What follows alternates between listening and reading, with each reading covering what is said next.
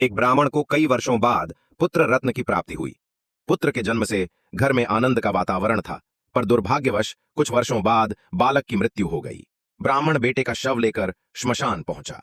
वहां बेटे के बचपन और उसके साथ बिताए मधुर क्षणों की स्मृतियां उसे घेरने लगीं। श्मशान में एक सियार और एक गिद्ध वास करते थे।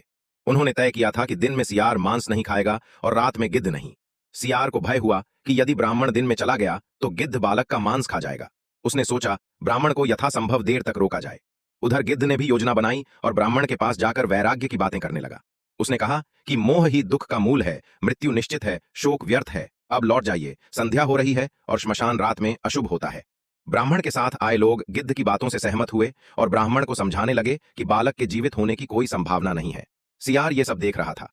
उसने स्थिति को समझा और ब्राह्मण के पास जाकर बोला, क्या तुम इतने निष्ठुर हो कि जिसे सबसे अधिक प्रेम करते थे उसके मृत शरीर के साथ कुछ क्षण भी नहीं बिताना चाहते? संध्या तक तो रुको। उसने नीति से समझाया कि बीमार, दोषी और मृतक को अपनों का साथ चाहिए। सियार की बातें सुनकर ब्राह्मण का परिवार फिर से सोच में पड़ गया।